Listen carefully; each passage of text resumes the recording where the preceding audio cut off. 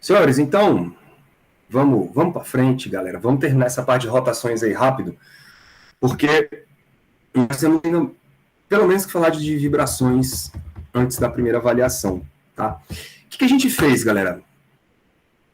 Pegamos um objeto, começamos a rodar ele em torno de um centro, né, em torno de um eixo. E aí a gente descobriu que não necessariamente o momento angular está alinhado com a danada da velocidade angular. Isso não é uma verdade absoluta, a não ser quando você saiba quais são os eixos principais. Aí, quando você tem eixos principais, tudo fica lindo, cara. Porque a rotação, a velocidade angular, ela fica alinhada com o momento angular. O que isso quer dizer? Que o momento angular ele vai ser igual a um número vezes a velocidade angular, certo? E aí você tem a velocidade angular sempre alinhada com o momento angular. Esse número, claramente, é o momento de inércia. Nessa situação, o momento de inércia ele é uma matriz diagonal. Ele só tem elementos na diagonal principal, que a gente chama de lambda 1, lambda 2 e lambda 3. Pode crer? Isso facilita muito a nossa vida. Só que qual é a ideia agora? Nós precisamos, galera, de equações. Lembra que lá na mecânica existem as leis de Newton para sistemas que viajam, transladam. Então você tem ali que a força resultante é igual a mx dois pontos, né? Que é a taxa de variação do momento linear. Então, com aquilo ali, você tem equações de movimento para sistemas que andam. Nós precisamos de equações de movimento para sistemas que giram, certo? Então, a gente precisa de uma espécie de um análogo das equações de Newton, só que para movimentos que rodam, certo? Essas equações são chamadas de equações de Euler, beleza? Então, hoje nós vamos começar a ver as danadas das equações de Euler. Eu vou seguir de novo o Taylor nesse ponto. O Taylor ele é bem didático, tá? Ele é um autor bem fácil de ler, de acompanhar, apesar de ser em inglês, mas ele é bem legal de acompanhar, porque ele vai fazendo um caso simples e depois vai para o caso mais complicado. Então, eu vou seguir um pouco a ideia dele aqui, para depois a gente falar na próxima aula dos ângulos de Euler. Tô falando Euler como se fosse um cara daqui do lado, né? Euler. Igual eu uma vez fui dar aula para os meninos do primeiro ano, aí eu botei lá, leis de Newton. Aí quando eu fui olhar o caderno do moleque, tava Newton com L. Aí eu olhei pro moleque e falei, quem é Newton? Bicho, é teu pai, é? Escrevendo Newton com L aí.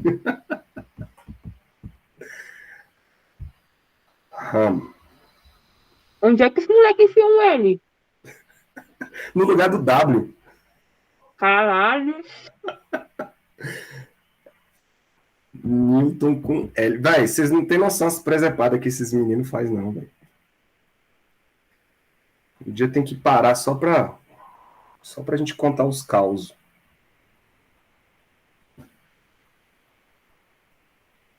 Tô compartilhando já, né? Tô. Pois é, o moleque escreveu assim, ó. Sacou?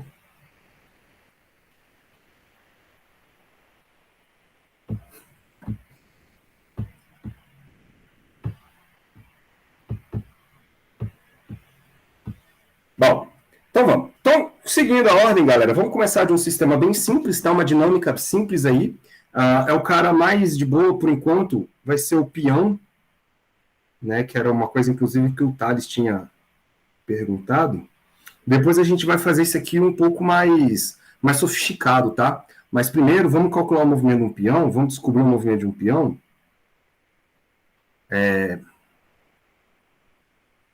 Usando ideias simples. Esse peão, galera, é um peão simétrico.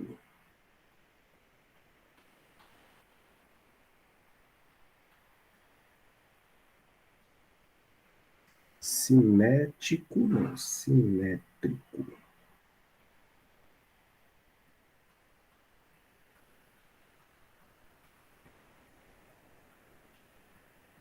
Vamos ver de um peão simétrico. Como que seria um peão simétrico? Cara, na verdade, todo peão ele é simétrico, né? Mas nós vamos simplificar bastante a ideia. Imagina uma haste, beleza? com uma espécie de um disco colocado em determinado ponto dessa haste, certo? Então, o disco, esse eixo que atravessa o disco, ele é o eixo de simetria do sistema. Pode crer? Deixa eu colocar uma imagem aqui que fica mais fácil vocês enxergarem. Tá aqui, quer ver? Mecânica clássica. Eu tenho que criar uma pastinha para vocês, apesar de que vocês têm poucas figuras, né, cara? Vocês têm mais conta que figura.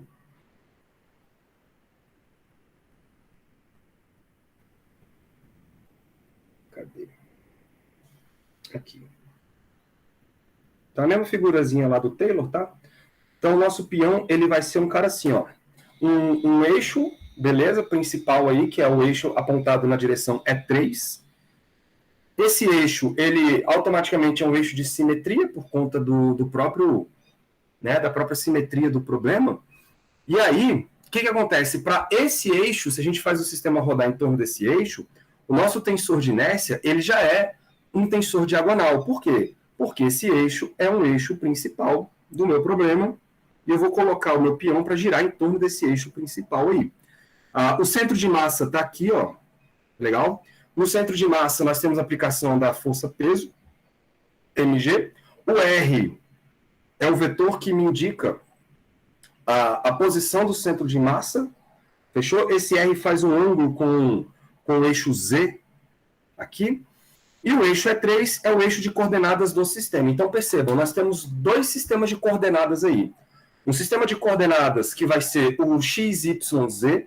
Esse sistema de coordenadas XYZ está fixo, tá, galera, no chão. Ele é o nosso sistema inercial, de coordenadas inercial. Existe aí um outro sistema de coordenadas que eu vou chamar de E1, E2 e E3.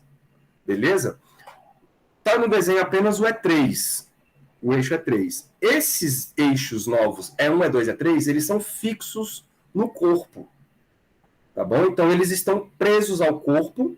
Em relação ao eixo XYZ, esses eixos estão rodando porque eles estão fixos no corpo. Agora, se você sentar aqui em cima do peão e olhar para esses eixos estão fixos no corpo, estão fixos para você.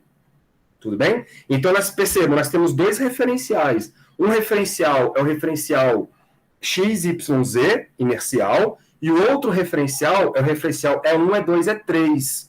Esse referencial E1, E2, E3 é um referencial não inercial. Então, a gente vai ter que relembrar como que funciona a conexão entre esses dois referenciais. Vocês viram isso lá em Mecânica Clássica 1, tá? Quando vocês estudaram mecânica em referenciais não inerciais. Ok? Então, o fato é o seguinte, né, nesse tipo de situação aí, o nosso tensor de inércia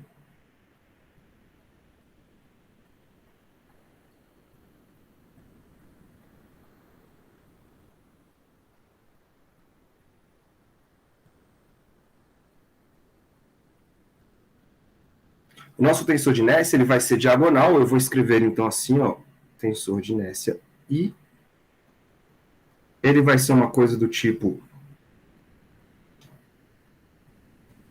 opa,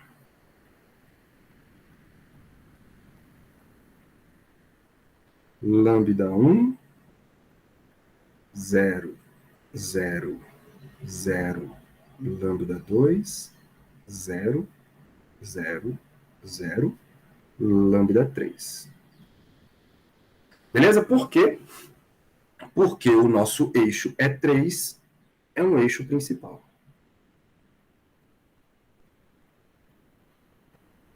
E esse momento de inércia, ele é em relação a esse eixo principal.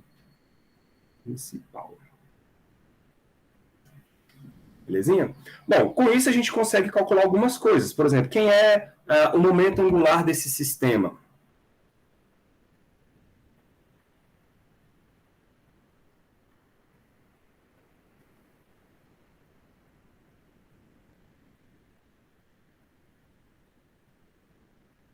Momento angular, a gente sabe que é o produto, né, vou botar aqui, ó, momento angular, ele é o produto do momento de inércia, o tensor de inércia, vezes a velocidade angular,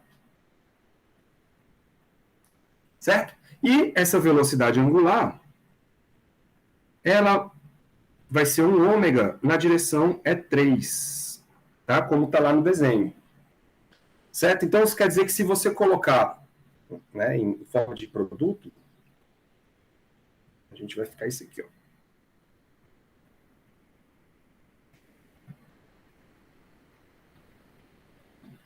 Momento angular L vai ser igual a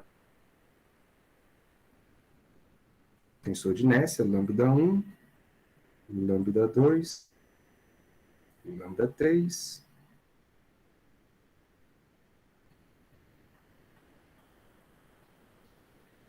que multiplica aqui um ômega, né? E eu vou colocar a direção é 3, então 0, 0, 1.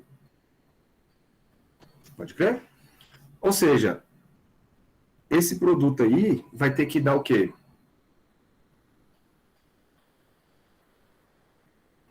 Um lambda 3, que é momento de inércia na direção 3, né?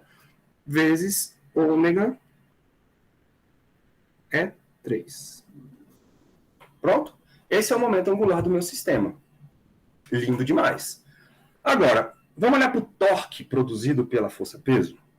Se eu tenho, galera, uma força resultante aplicada aí no centro de massa, nós vamos ter um torque resultante. Por quê? Porque tem um ponto de apoio bem aqui, ó. Lá na origem, existe o ponto de apoio do meu peão com o chão.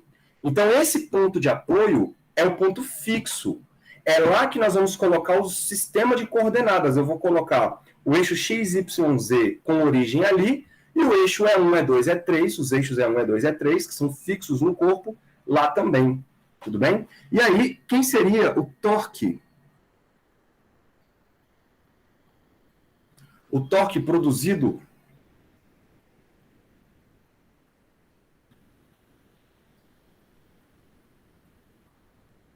pelo peso. Pela força-peso, né? Vou botar assim que vocês sabem o que está acontecendo. Bom, vou colocar o torque como um tal aqui, é um vetor. O torque vai ser o produto da distância vezes a força. Quem é a distância? É o vetor R, esse cara aqui, ó. Então vai ser R vetor mg. R vetor mg. Todo mundo de acordo, né? Só que, vamos lá, quem é? Vamos colocar as coisas no lugar aqui, ó. Como? Quem é o vetor R? Ele vai ser o módulo de R na direção 3, certo? Quem é o vetor G? O G, ele é um valor para baixo menos G na direção K. Certo isso, galera? Certo isso, né? Menos G na direção K, gravidade para baixo, alinhado com o eixo Z. Bom, o que nós temos? A taxa de variação do momento angular está associado ao torque, não é isso? Então, se a gente derivar o L, ou seja, o L ponto, o que será que isso vai dar? Vamos ver? Então, quem seria aqui o nosso L ponto?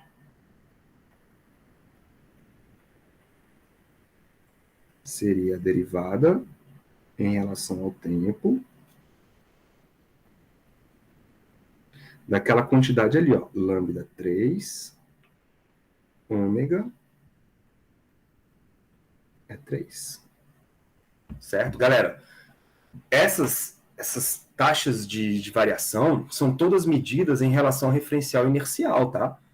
Então, quando você fala segunda lei de Newton, é a taxa de variação do momento linear medido no referencial inercial. Torque, taxa de variação do momento angular, medido no referencial inercial. Então, no referencial inercial, percebam, esse lambda é constante, isso não muda, certo? Esse lambda é constante, isso não muda. O ômega é um valor também constante, porque é a velocidade angular com que o bichinho está rodando. A gente está colocando isso como constante. E eu vou supor que esse torque ele é suficientemente pequeno para não causar variação no valor do ômega.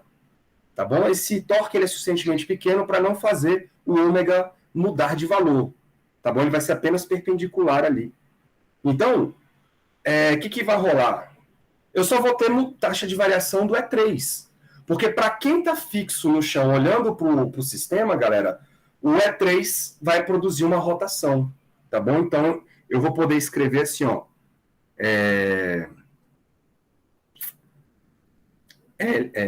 Isso aqui tudo, então, vai ser igual ao torque. Vou colocar assim, que aí depois a gente junta tudo.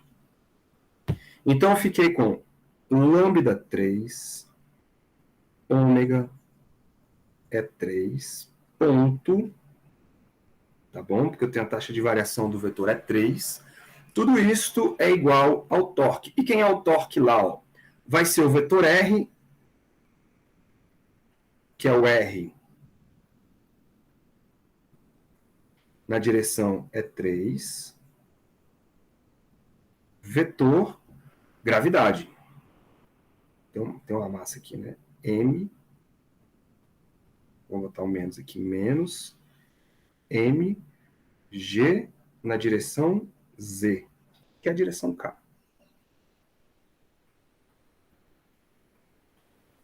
Todo mundo entendeu aí o que eu fiz? Então, ficamos assim, lambda 3, ômega é 3, ponto, mais um ponto,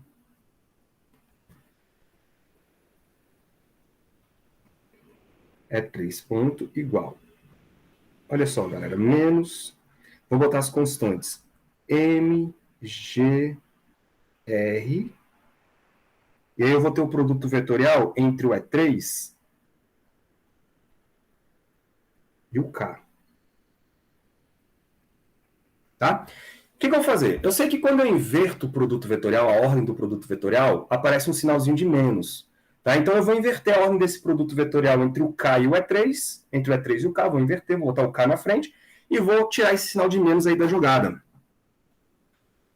Isso vai dar, então, lambda 3 vezes o ômega vezes o E3, ponto. Isso tudo, tirei o sinal de menos, então ficou M de G, R, não é isso? É isso, MGR. E agora eu vou colocar o K na frente. Então vai ficar K vetor E3. E olha que loucura. Eu vou agora isolar o E3, ponto. Isso vai dar MGR sobre lambda 3 ômega. Lambda 3 ômega. K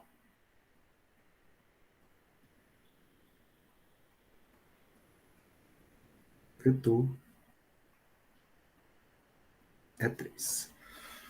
Vocês estão vendo que existe aí, então, uma história do seguinte, eu vou chamar isso aqui de equação 1. A taxa de variação do vetor E3 é igual ao número vetor ele mesmo. Estão vendo isso? A taxa de variação do vetor E3 é igual ao número vetor ele mesmo. Né? Um número assim, um vetor com ele mesmo. Um vetor com ele mesmo. Se você relembrar, e aí eu vou relembrar com vocês lá de clássica 1, vocês lembram que o E3 ele é um vetor fixo no referencial girante, né? Então, quem está dentro do referencial girante, se você pudesse parar e olhar para o E3, você vai ver o E3 sempre parado, fixo, numa direção. Né? Então, vamos lá. Porém,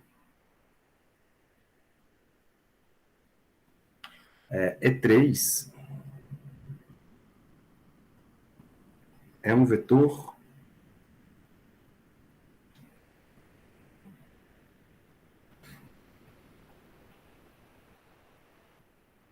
fixo no referencial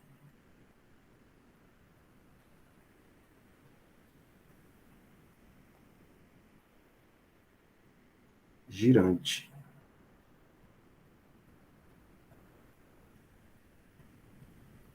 Legal? Vamos chamar esse referencial, vamos fazer a mesma anotação que a gente fez em Clássica 1, para que a gente fale a mesma língua, para não ficar muito perdido. Aí aqui tem um problema sério de notações, cara, porque cada livro usa uma anotação diferente, tá? Isso é um problema muito ruim de acompanhar. Mas se você ler o que o cara do livro está dizendo e seguir aquela ideia, você não se perde. Vamos associar a anotação do Marion, que é o que a gente fez em Clássica 1. Então, o referencial girante, ele vai ser o S. Beleza? E o referencial inercial é o S'. Beleza? Então, no referencial girante S, que é o que nós estamos usando,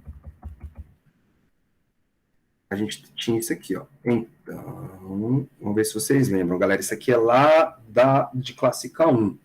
A taxa de variação de um vetor qualquer, eu vou chamar de A, medido no referencial inercial, S', isso corresponde... Quem esqueceu isso aqui, depois dá uma olhadinha lá, no capítulo de mecânica em referenciais não inerciais. É a taxa de variação desse mesmo vetor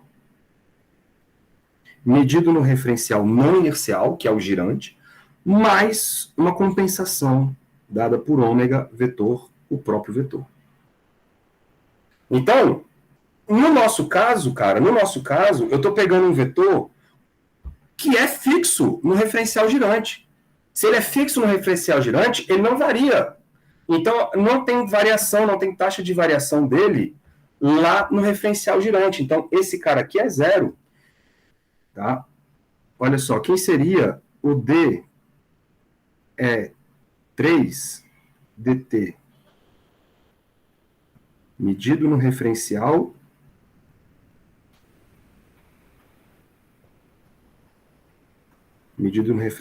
S', que é o inercial.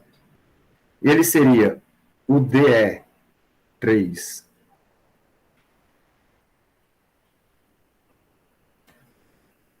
escrevendo rápido, isso é tudo bagunçado, né? DE3 dt no referencial S mais um ômega, uma velocidade angular, vetor, o próprio cara, é 3. Né? E como ele é fixo, nós temos que esta parte aqui é zero, porque ele não varia. Então, esta equação aqui fica a taxa de variação do E3. Galera, isso aqui é o E3 ponto, né? Já vou colocar assim, ó. O E3 ponto, deixa eu botar um chapéuzinho dele aqui. O E3 ponto, então, ele é um ômega vetor ele mesmo. Tá enxergando? Compara isso com a equação 1. Então, comparando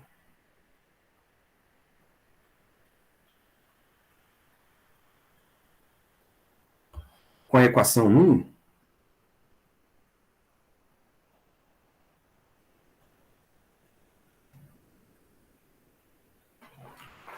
podemos escrever o seguinte.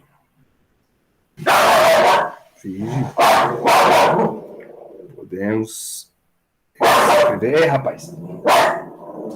Quieto!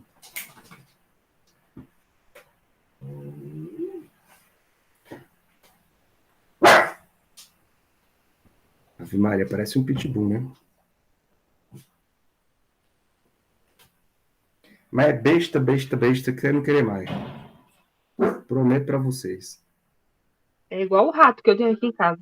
A demônia tem 10 anos, 2 quilos, e ela não pode ver nada, ouvir nada passando no corredor lá fora do apartamento, que ela surta.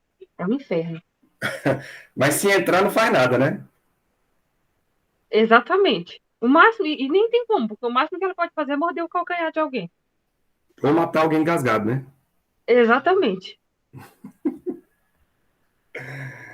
Então, olha só, galera. A gente tem aqui, ó, compara a equação 1. A equação 1 tem a taxa de variação do E3 associada a um vetor com produto vetorial com ele mesmo. Sabemos agora que esse vetor é uma velocidade angular, ômega. Né? Para não confundir as velocidades angulares, eu vou chamar esse ômega aqui de um ômega maiúsculo. Beleza? Só que é um vetor. Então, eu vou chamar esse cara aqui de ômega maiúsculo. Então, fazendo essa comparação, eu encontro que esse ômega maiúsculo, vetorial, ele vai ser exatamente aquele valor ali na frente, é o mg R lambda 3 ômega. Então, mg R sobre lambda 3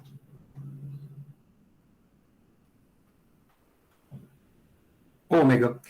Na direção K, né? Então tá, vamos entender o que está acontecendo. Quando a força-peso é aplicada aí no centro do peão, no centro de massa do peão, faz o produto vetorial R com o peso. A regra da mão direita, R com o peso. Vocês vão ver que o torque aplicado, ele vai ser um torque para cá, para dentro da tela. Certo? Esse é o torque aplicado pela força-peso. Então, a força-peso vai empurrar o peão para dentro da tela. Certo? E esse torque vai fazer o peão girar no sentido... deixa eu até botar aqui um círculo assim, ó, que eu acho que fica mais fácil vocês enxergarem. Quer ver? Formas... Eu vou botar uma elipse. Dar uma afinada nela aqui.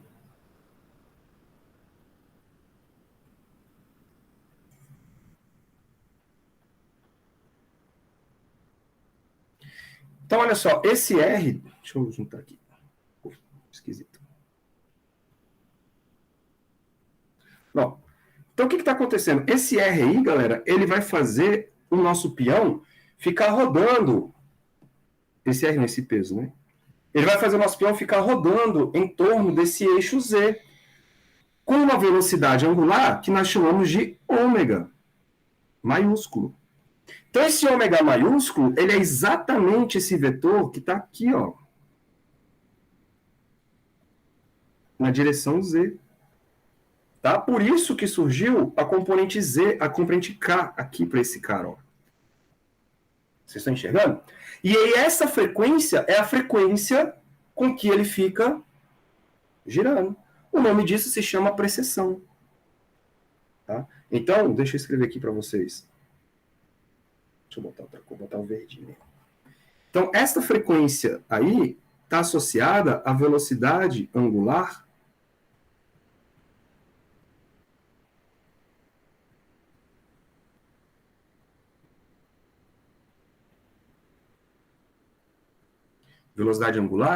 de precessão.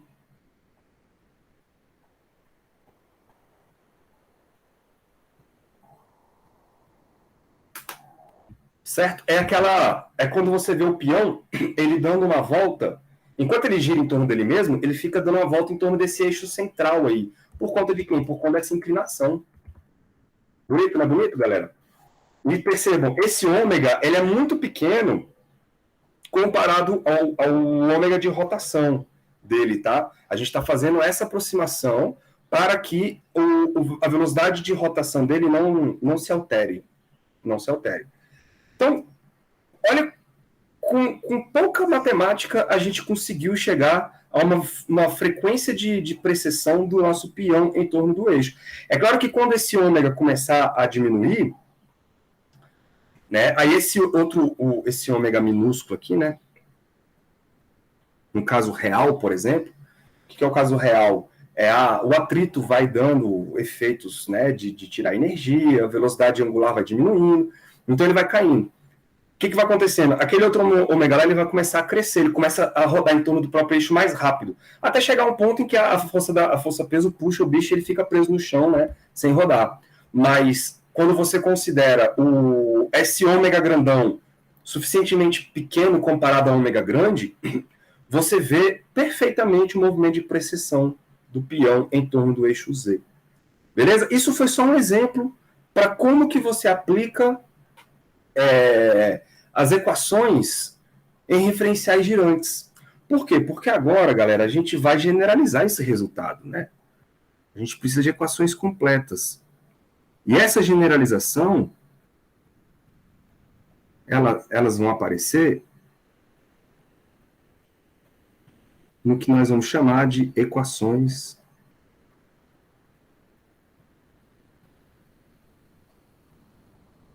de Euler.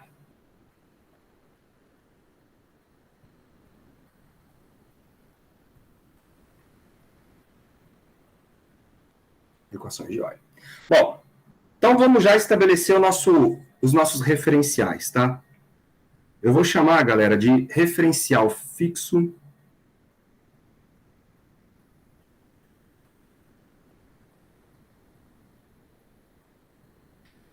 S', o referencial preso ao chão.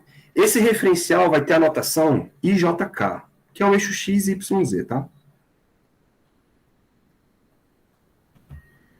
Acho que dá para colocar ali na frente, né? Então, referencial fixo, ele vai ser um referencial com a notação I, J e K. Beleza. Já o referencial girante,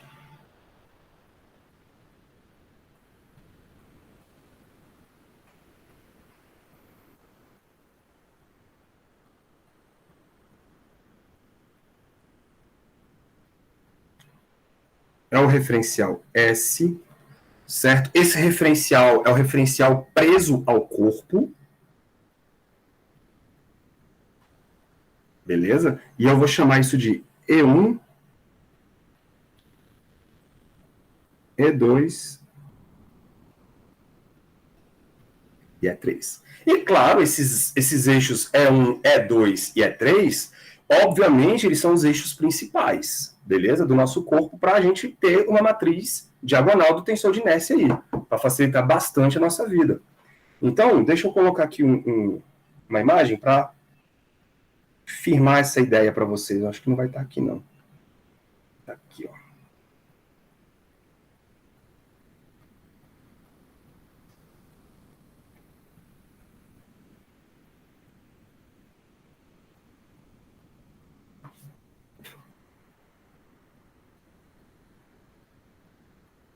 Aqui, ó.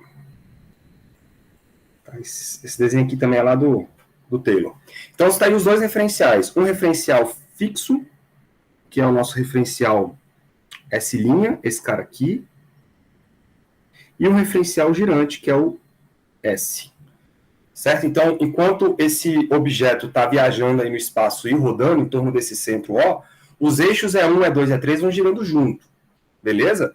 Quem está no referencial S' está fixo olhando para o bichinho rodar. E nós vamos tirar informações de como que é essa rotação em relação ao eixo X, Y e Z. Tá bom? Bom, então, fazendo isso, quem é? Aí a gente vai ter que valer aquela equação em azul ali, ó. Quem seria a taxa de variação do momento angular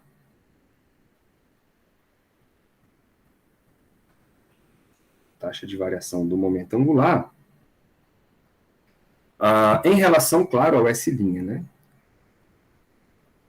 A gente sabe, então, que a conexão é a taxa de variação desse momento angular em relação ao S, mais um produto vetorial ômega com L, né? Onde esse ômega aí é a velocidade angular do nosso bichinho. Vamos chamar essa equação de 2 e vamos trabalhar termo a termo, para depois juntar tudo numa brincadeira só. Certinho, galera? Bom, vamos olhar por partes. Eu vou começar com esse cara aqui, ó. Quem é o momento angular medido no referencial S? Tá, eu vou começar com esse cara aqui, ó.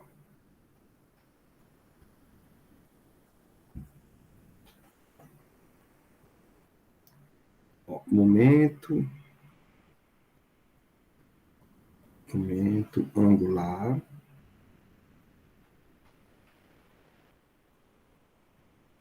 no referencial S, que é o girante,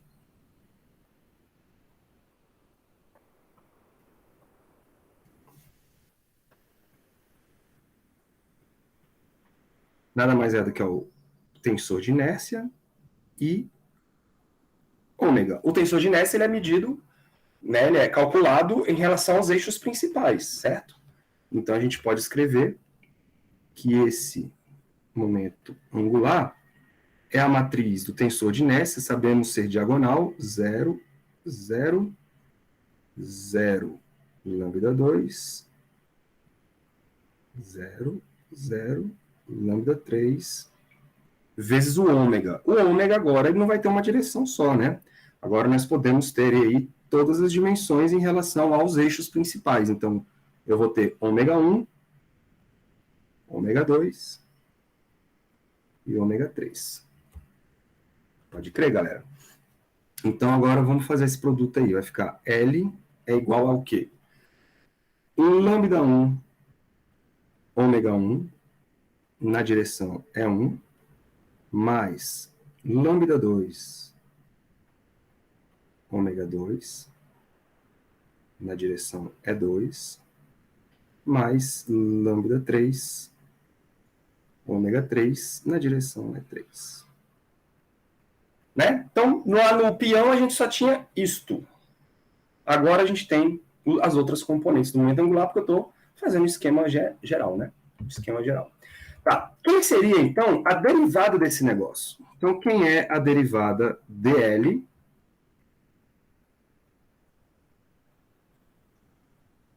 dt, dl dt, medido no referencial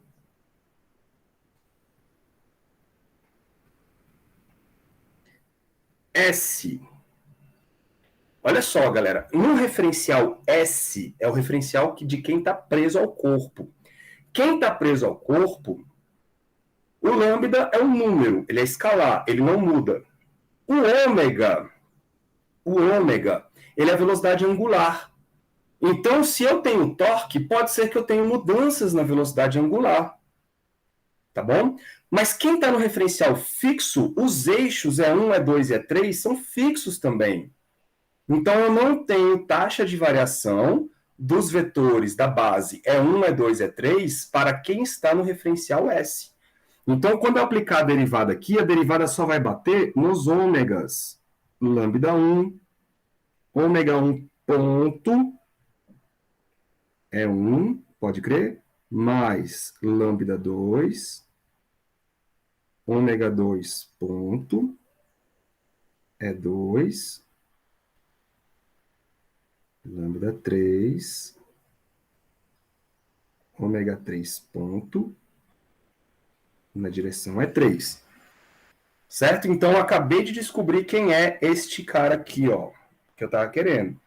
A taxa de variação do momento angular medido no referencial girante. É isso que nós acabamos de fazer. Eu vou chamar isso aqui de equação. Eu dei nomes. Já esqueci qual foi a ordem que eu fiz aqui. Ó, chamei aquilo ali de 1. Chamei isso aqui de 2. Então, eu vou chamar isso aqui de 3. Beleza? Qualquer dúvida aí, vocês me avisam. Agora, vamos para o outro, né? Quem seria... Agora... Quem seria, galera, o segundo termo, que é esse termo aqui, ó. Ômega vetor L. Vamos fazer esse produto vetorial aí, né? Sem preguiça, ó. Quem vai ser ômega vetor L? O ômega vetor L, a gente sabe das componentes. Então, vamos lá. Vamos lá. Na direção I, não é isso? Só que perceba, a gente está no referencial girante. Então, no referencial girante, o produto vetorial, a componente I, lembrem do seguinte, galera. Eu tenho aqui, ó, E1 como se fosse o I, E2 como se fosse o J, e o E3 como se fosse o K. Né? No produto vetorial, vou fazer aquela brincadeira de girar aqui no sentido horário. Beleza? Então, quem seria o produto vetorial? Na primeira direção, que é a direção 1, eu vou pegar o 2 e o 3, são os próximos da lista aqui, ó, da rotação, tá vendo? 2 e 3. Então, a componente 2 do primeiro, vezes a componente 3 do segundo, fechou? Menos o inverso, componente 3 do primeiro, vezes a componente 2 do segundo. Isso na direção é 1. Está enxergando? Mais. Agora vamos para a componente 2. Na componente 2, eu começo com o 3. Então vai ficar ômega 3, L1, né, ao ciclo lá, menos ômega 1, L3. Isso na direção 2. Certo? Mais. Agora eu quero a direção 3. Então a gente começa um ciclo com o primeiro. Então fica ômega 1, L2, menos ômega 2, L3. Isso na direção é 3. Bom, quem é L1, L2, L3? Sabemos, né? L1, L2, L3 está aqui, ó.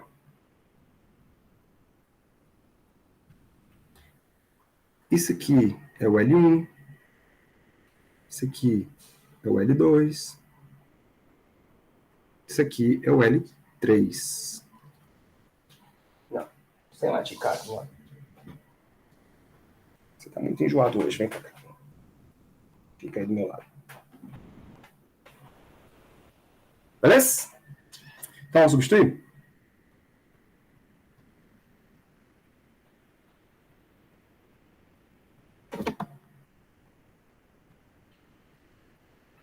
Opa.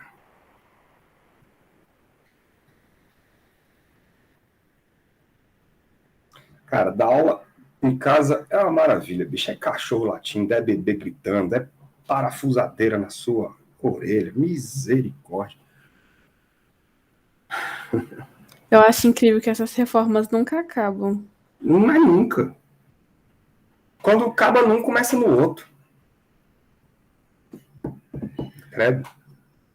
Então, ó, ômega 2 L3. Então vai ficar assim, galera.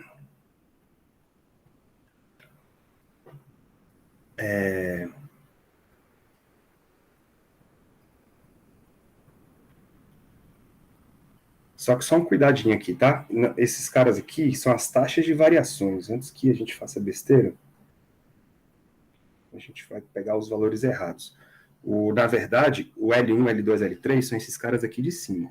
Esse aqui é o L1, esse aqui é o L2 e esse aqui é o L3. Então, vamos lá. Ômega 3, ômega 2, L3. Então vai ficar ômega 2, L3, ele é o lambda 3, ômega 3, vou deixar assim, ó, ômega 3, lambda 3, deixar os ômegas juntos, tá? Menos ômega 3, L2. Então, ômega 3, L2 é ômega 2, lambda 2. Se eu estiver fazendo uma besteira aí, vocês me avisam. Isso tudo na direção é 1. Mais. Agora, ômega 3, L1. Então, vai ficar ômega 3, ômega 1, lambda 1, menos ômega 1, L3. Então, ômega 1, ômega 3, lambda 3. Direção é 2. Mais, agora lá na direção 3, ó. Ômega 1, L2. Então, ômega 1, ômega 2, lambda 2, menos ômega 2, L1, que é ômega 1, lambda 1. Pronto. Tá. E aí você começa a perceber que a gente pode deixar algumas coisas em evidência, né? Ó. Aqui, por exemplo, na componente 1, eu repito ômega 2, ômega 3. Tá vendo? Ômega 2, ômega 3. Aqui eu repito ômega 3, ômega 1.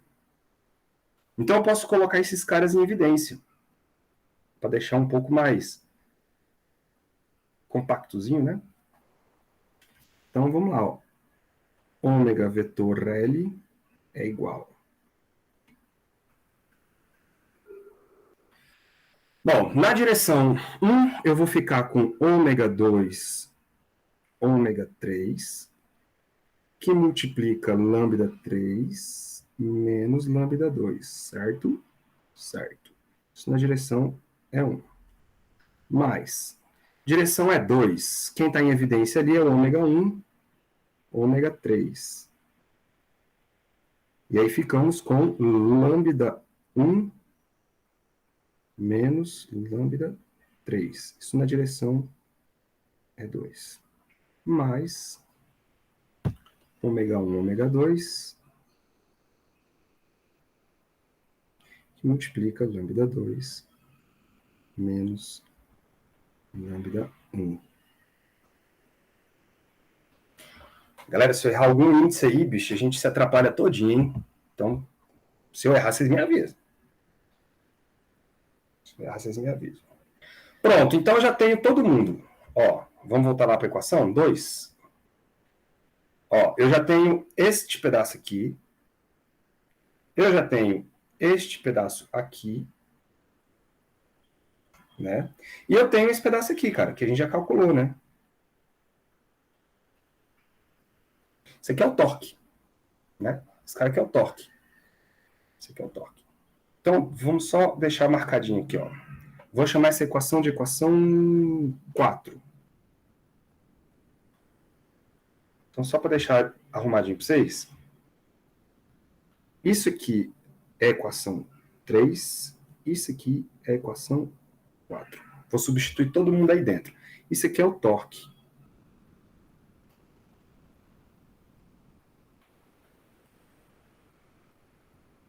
A gente sabe quem é esse bichinho. Então, substituindo.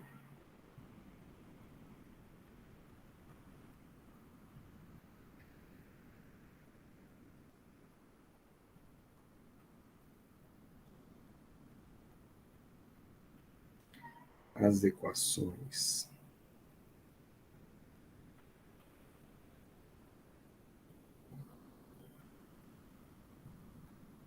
Três e 4.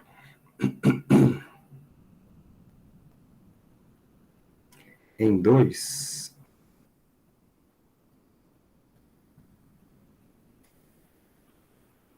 temos o seguinte. Será que vai caber aqui? Acho que cabe, né? Então a gente vai ficar assim, ó. O torque tal é igual. O torque tal é igual. A equação 3, então, tá ali. Já vou colocar ela, ó. Lambda 1, ômega 1 ponto. Cadê? Lambda 1, ômega 1 ponto é 1. Mais lambda 2, ômega 2 ponto E2. Mais lambda 3, lambda 3, ômega 3 ponto E3, mais as outras três partes lá. Ó. Vou colocar assim, sem pular linha para caber. Então, ficamos com ômega 2, ômega 3, que multiplica lambda 3 menos lambda 2, na direção é 1, mais ômega 1, ômega 3,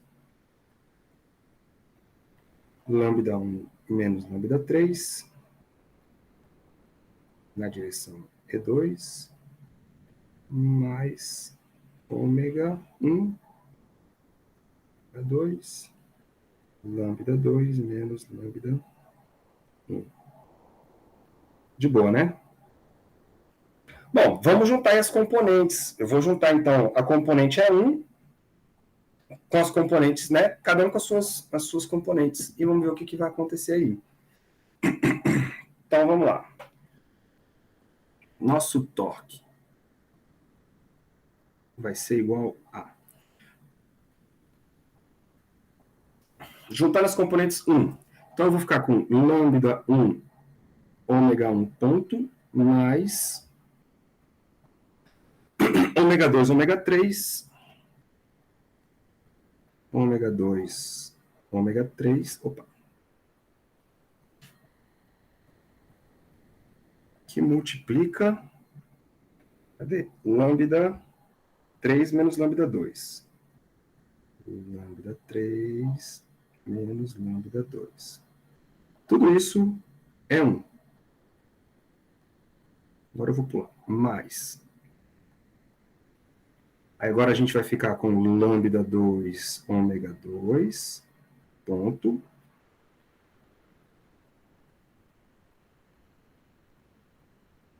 Mais ômega 1, ômega 3, ômega 1, ômega 3, lambda 1 menos lambda 3, na direção é 2.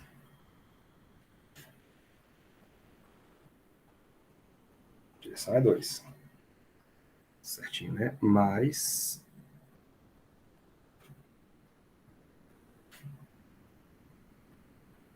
aí aqui é lambda 3, ômega 3 ponto, mais ômega 1, 2, lambda 2 menos lambda 1.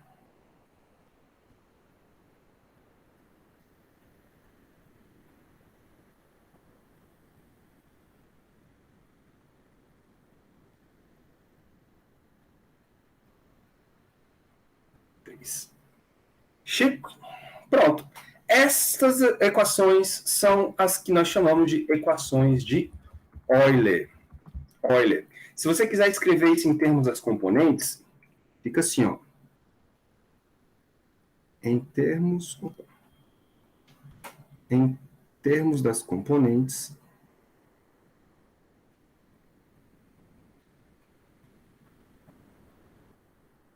que como é muito grande, né, cara, geralmente é melhor olhar componente por componente. Em termos das componentes, aí eu vou dividir aqui, ó, já vou colocar de vermelho. Então, o torque 1 vai ser lambda 2, ômega 2 ponto, mais ômega 1, ômega 3, lambda 1, menos lambda 2. Pronto. Esse é o torque na direção 1. Não. Lambda... Eu peguei o errado ali. É o lambda 1, ômega 1, mais ômega 2, ômega 3, lambda 3 menos lambda 2. Pronto. Torque na direção 2. Isso é o lambda 2, ômega 2, ponto, mais ômega 1, ômega 3, lambda 1 menos lambda 3. E por último,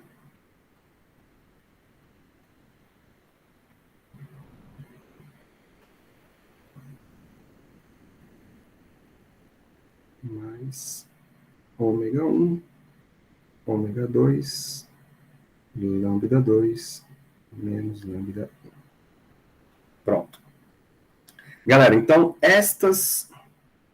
esse conjunto de equações são conhecidas como as equações de Euler. É como se fosse, então, análogo às leis de Newton, certo? Para rotações. Então, você tem aí equações de movimento. O problema é que essas equações de movimento, bicho, elas são infernais, cara. Elas são infernais. Percebam que essas equações aí, elas estão, primeiro, acopladas, né? Você tem as três variáveis desse problema, ômega 1, ômega 2 e ômega 3, elas estão associadas nas três componentes. Então, é um sistema de três equações acopladas. Na maioria dos casos, isso é extremamente difícil de resolver, tá? Só para vocês terem uma ideia, eu vi lá uma vez o professor lá da UFF falando, e eu não sabia. Tem um livro, ele falou o nome do caboclo que escreveu, na verdade são 2 livros de 1000 páginas cada um, do movimento do peão, cara. Abrindo o movimento do peão nas 3 componentes. Imagina isso, um tratado só para descrever o peão, que é um dos bichos mais simples que tem na natureza que gira. Então, trabalhar com rotações não é simples. Não é simples. E essas equações de Euler, elas não são equações fáceis de resolver. Na maioria dos casos mais simples, aqui precisa de um método computacional, cara, para resolver isso. Na unha, não sai. Tá bom? Mas a gente pode pensar sobre coisas aqui, né? A gente consegue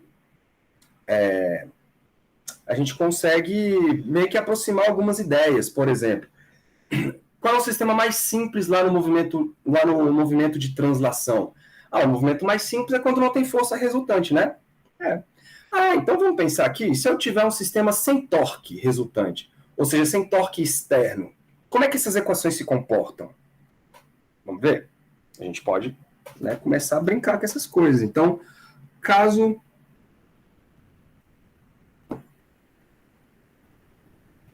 não existam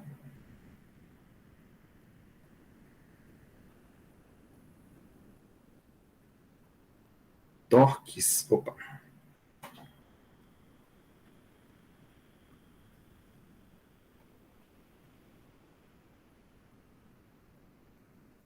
externos. Ainda tem outro problema, né, galera? Vocês estão vendo que essa equação aí, ela não te mostra a configuração do sistema? Vocês estão vendo que como variáveis nós temos velocidades angulares? Isso não te traz a posição para onde que aponta o corpo que está girando, por exemplo. No momento tempo igual a um T0. Qual é a orientação do corpo? O corpo aponta para qual direção? Essas equações não estão te dando. Vocês estão vendo isso? Então a gente precisa criar um sistema de referência que me dê a configuração do corpo. Para isso eu preciso de pelo menos 3 ângulos. E eu preciso definir quem são esses 3 ângulos. E é isso que nós vamos ver na próxima aula, que são os ângulos de Euler. Tá bom? Mas vamos lá. Isso aí é só um spoiler para a próxima aula. Vocês já irem pensando o que significa esses ângulos de Euler. Eu preciso de orientação. Aqui eu não tenho orientação. Aqui eu tenho apenas as equações das velocidades angulares. E ponto. Então vamos lá. Se não tiver torque externo, galera, os 3 lados ali dão 0, né? Eu vou igualar todo mundo ali a 0. E aí já vamos fazer a conta rápida aqui, ó. Para o caso do eixo 1, eu tenho lambda 1, ômega 1 ponto. Vou passar a outra parte para o outro lado, então vai subtraindo. Só que aí, para ir subtraindo, eu vou tirar o sinal de menos da frente. E olha só, vou inverter essa subtração aqui, hein? Lambda 2 menos lambda 3, pode crer? Entenderam o que eu fiz?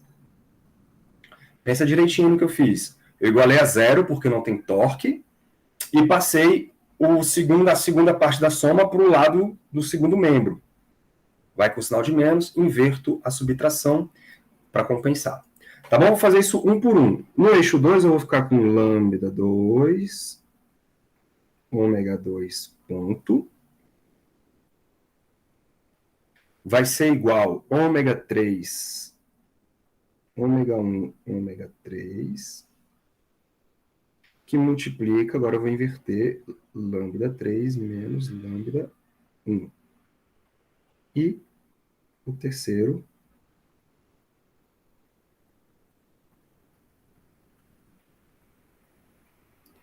ômega 1,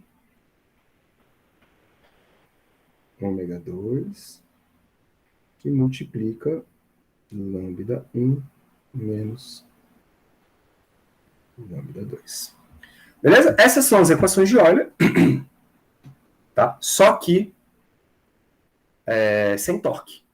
Sem torque. É como se fosse o análogo ao movimento retilíneo uniforme lá das leis de Newton. Beleza? Olha como já é complicado, né? Já é complicado. Vamos fazer o seguinte? Vamos trabalhar, são 10 para as 5, a gente tem uns 20 minutinhos, né? Vamos trabalhar com essas coisinhas aí, eu acho que dá tempo.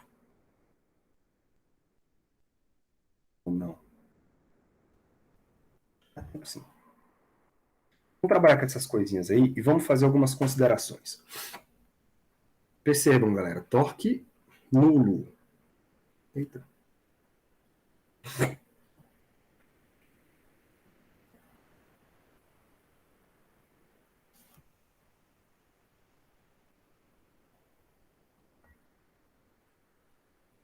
Então, vou fazer a primeira consideração aqui. Ó. Imaginem que o sistema que está rodando sem torque. Tem os 3 momentos de inércia diferentes. Lambda 1, diferente de lambda 2, diferente de lambda 3. Vamos estudar o movimento desse negócio. Mas para isso eu preciso estabelecer algumas situações, né? Algumas condições iniciais. Então vamos lá. Imaginem que se em t igual a 0, condição inicial, nós temos que o ômega vetor, ele tem apenas a direção 3, por exemplo,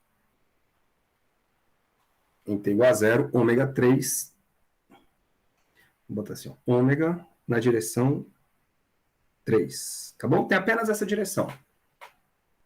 Isso quer dizer que na situação inicial, o ômega 1 é igual ao ômega 2 e ambos são iguais a 0. Pode crer? Ele está rodando apenas em torno do eixo 3. Se você olhar para a equação 3 aqui, ó, se o ômega 1 e o ômega 2 são 0, o que vai acontecer? Essa equação fica igual a 0. Beleza? Então, logo, ômega lambda 3, ômega 3 é igual, ômega 3 ponto, né? É igual a 0. Olha, mas se a taxa de variação do ômega 3 é 0, isso quer dizer que o ômega ele é constante.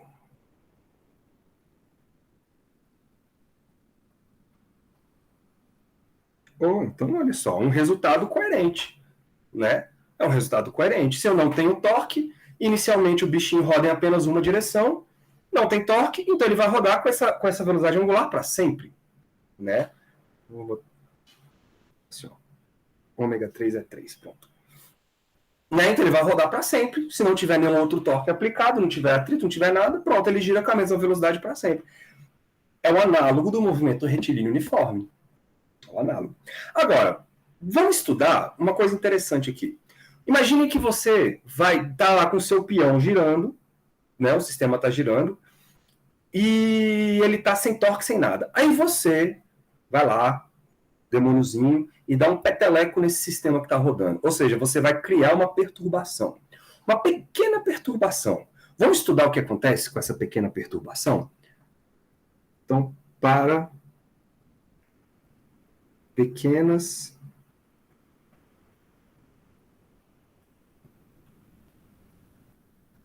perturbações.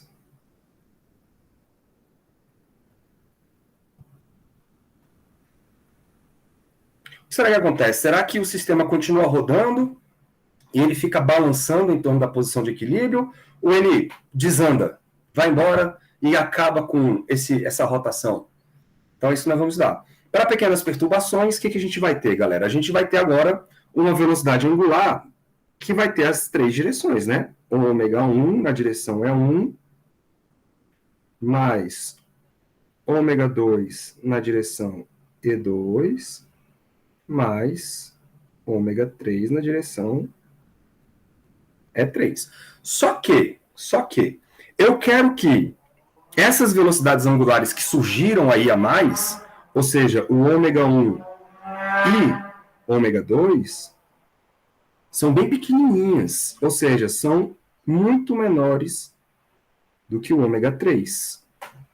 Pode crer? Isso configura, então, pequenas perturbações. Eu dei pequenas velocidades angulares em outras direções perpendiculares. Mas são pequenas. São pequenas, comparadas com a que a gente tinha antes.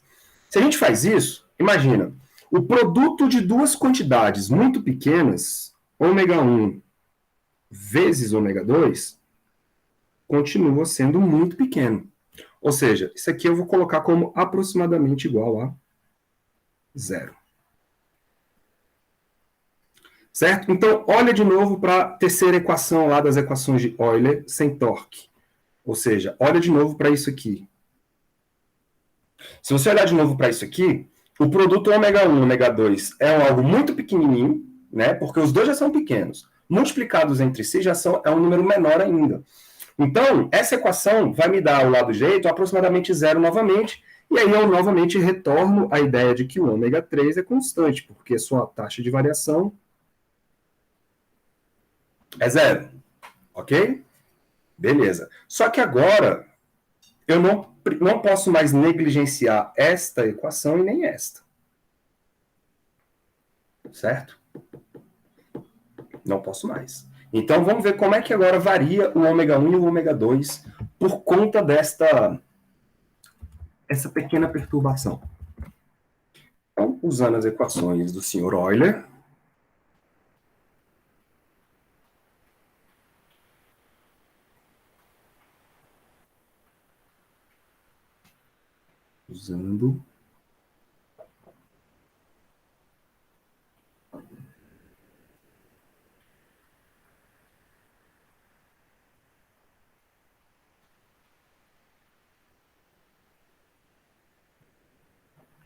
a gente vai chegar no seguinte. Lambda 1, ômega 1 ponto, é igual... Como é que estava lá? Aqui embaixo, né? Lambda 1, ômega 1 ponto, ômega 2, ômega 3 vezes lambda 2 menos lambda 3. Então, ômega 2, ômega 3, lambda 2 menos lambda 3. E a outra é o lambda 2, ômega 2 ponto. Vamos ver quem é? Ômega 1, ômega 3.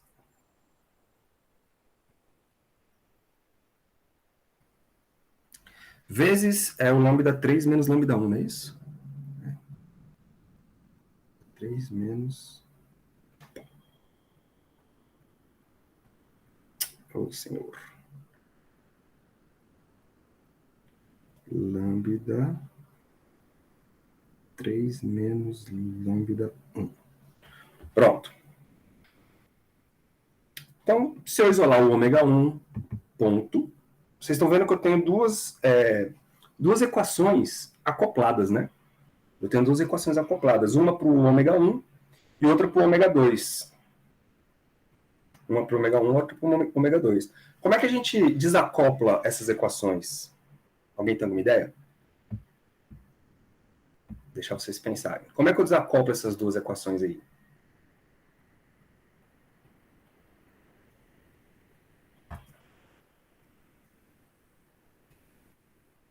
Ou seja, como é que eu consigo uma equação que tenha ômega 1 ponto ou ômega 1 2 pontos igual a alguma coisa ômega 1? Só com variável ômega 1 e outra só com variável ômega 2. Como é que eu desacoplo essas duas? Isola e iguala. Isola quem? Ômega 3. Só que aí você está vendo que se você isolar o ômega 3, você vai ter uma equação com ômega 1 ponto de um lado e ômega 2 ponto do outro? Sim. Aí fica acoplado do mesmo jeito, fica ruim de resolver. Putz. Sei lá, soma. Não. Como é que a gente elimina uma das variáveis?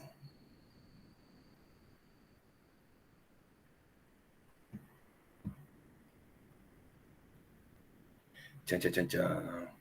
Aqui, galera, o jeito mais legal, porque o que acontece? Vocês estão vendo que os números são diferentes?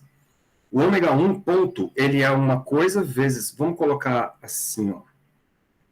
Os caras que estão variando aí são os ômegas 1 e 2, né? Então, o nosso ômega 1 ponto, ele está sendo igual, eu vou botar os valores constantes assim, ó. Ômega 3, que multiplica lambda 2 menos lambda 3, dividido por lambda 1, vezes o ômega 3. O ômega 3 é constante, a gente já descobriu. E o ômega 2 ponto, ele é... Oxe, aqui é o ômega 2, né?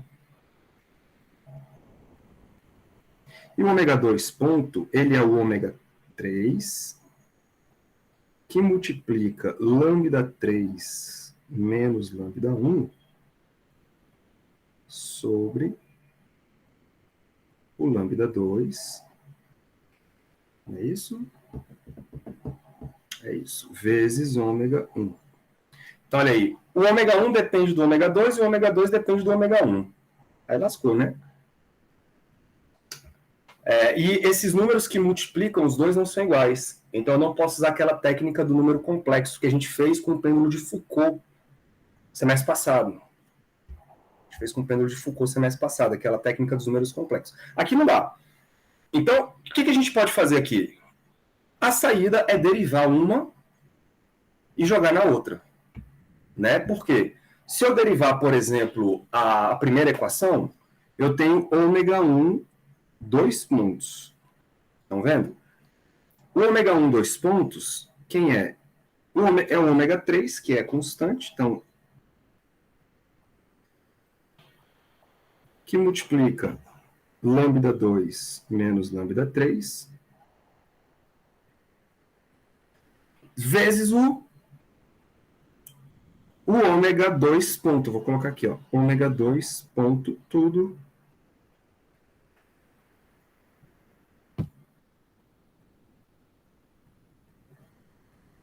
sobre lambda 1. Pronto, então, substituindo agora sim, a gente desacopla. Ó. Ômega 1, 2 pontos é igual a ômega 3, lambda 2 menos lambda 3 sobre lambda 1 vezes o ômega 2 ponto. E o ômega 2 ponto é ômega 3, lambda 3 menos lambda 1, certinho? Ômega 1, só que agora tem um lambda 2 aqui.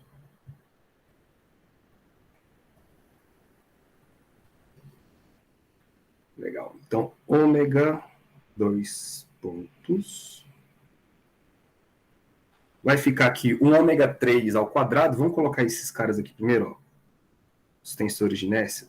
Lambda 2 menos lambda 3, que multiplica lambda 3 menos lambda 2 sobre lambda 1. Lambda 2, e aí vai aparecer um ômega 3 ao quadrado. Aqui, ó. Certo? Vezes ômega 1. Então, desacoplei. Desacoplei, porque agora eu tenho uma equação diferencial para o ômega 1 e só depende de ômega 1. Olha que coisa linda. E eu tenho a solução disso, porque de um lado eu tenho a derivada segunda e do outro eu tenho a própria função, né? Isso quer dizer uma coisa, galera. Como é que é a solução? Como é que é a solução de uma coisa que tem uma derivada segunda de um lado e a própria função do outro lado? Como é que seria a solução disso?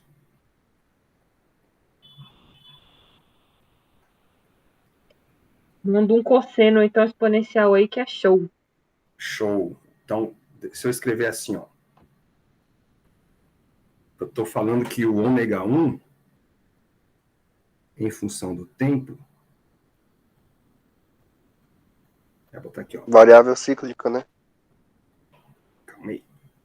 Ômega 1, 2 pontos, é igual a uma constante, eu vou chamar de A, né, vezes ômega 1. É isso que está acontecendo aqui. Eu tenho duas saídas. Se esse A for positivo,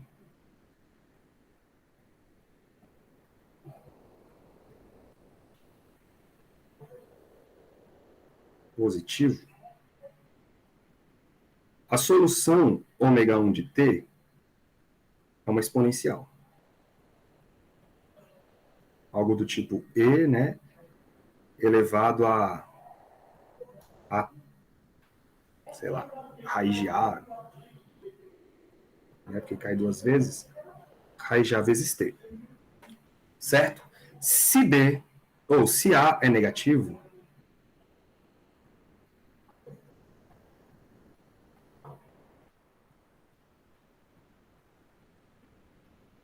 a solução passa a ser uma coisa do tipo, a menos de uma constante multiplicativa aqui, né? Passa a ser algo do tipo I raiz de A sobre vezes o tempo. Tá? Então, percebam, se essa constante que multiplica o ômega 1, galera, for positivo, eu tenho uma solução não estável. Por quê? Porque se eu tenho uma solução exponencial, a solução exponencial ou ela cresce infinitamente ou ela decai infinitamente. Ou seja, meu bichinho está lá rodando em direção ao E3. Vou lá e dar um petelequinho. Se a solução aí der um A positivo, o que acontece? Ele cai. Eu perco a rotação, né? Porque o sistema vai embora, ele perde completamente a brincadeira. Você estragou a brincadeira. Agora, se eu tenho uma solução oscilatória, isso quer dizer que aquela pequena perturbação, ele fez o bichinho ficar rodando ou oscilando em torno de uma posição de equilíbrio. Agora, para esse A ser negativo, aí nós vamos avaliar agora aqui, ó. Eu tenho que ter algumas condições nesse negócio. Primeiro, para ser negativo, um dos parênteses tem que ser mais e o outro tem que ser menos. Né? Ou o primeiro é mais, o segundo é menos, ou o segundo é menos, ou o primeiro é menos e o segundo é mais. Ou um ou outro. Para esse negócio ficar negativo. Esse negócio ficar negativo. Bom, então vamos lá. Se o lambda 3, eu já vou dar o resultado logo. Se o lambda 3 for o maior valor possível, se o lambda 3 for o maior valor dos 3 lambdas, eu tenho que o primeiro parênteses vai dar menos e o segundo parênteses vai dar mais. Então, eu tenho o que eu quero. Se o lambda 3 for o menor dos 3, então, se ele for o menor dos 3, então o primeiro parênteses dá positivo e o segundo parênteses dá negativo. Tá certo? Então, essa é a única condição de estabilidade. A estabilidade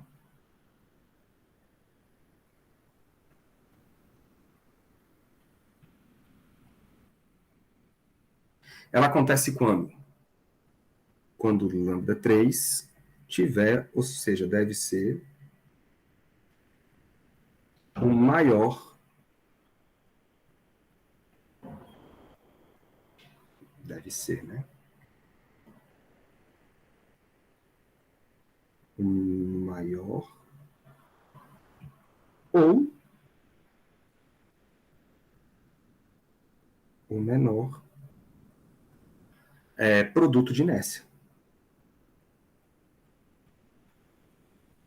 Qualquer situação que não for essa, ou seja, se o lambda 3 estiver entre o 1 e o 2, em termos de valores numéricos, você não tem estabilidade.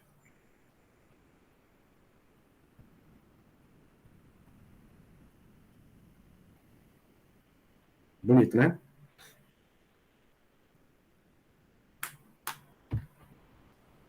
Sacaram? A lógica aí da coisa?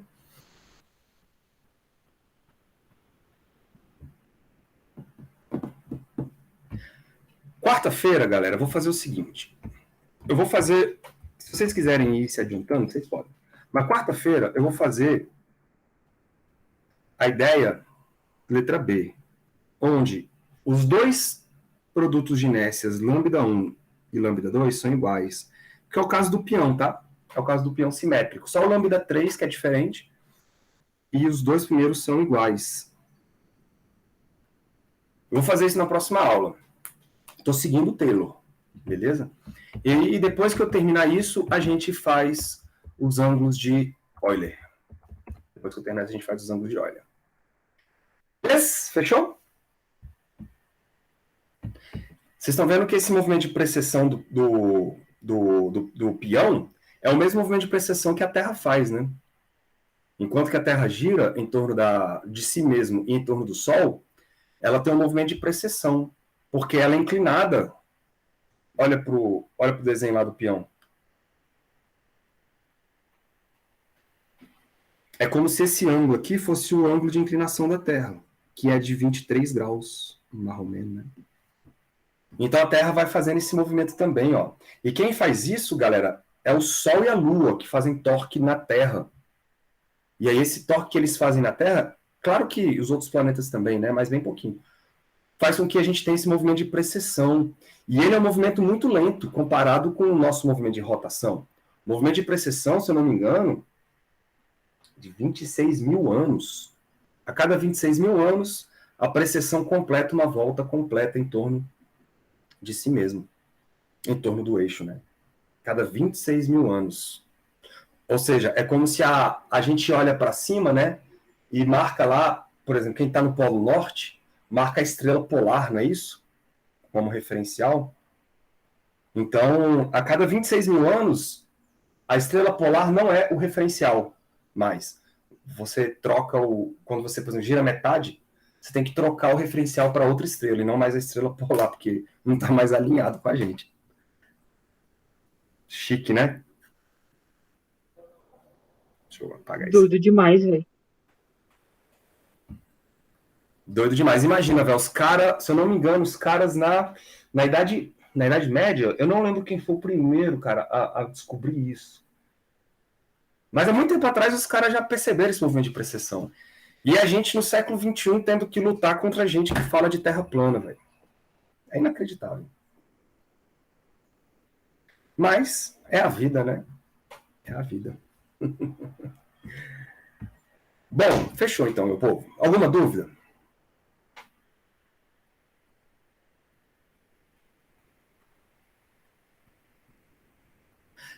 Concordo, Vitória.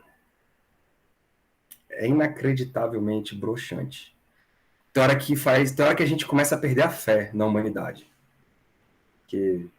Eu não acredito mais, cara. Sério mesmo. Tem umas coisas que eu leio assim na internet que eu nem faço questão, sabe? nem vale a pena.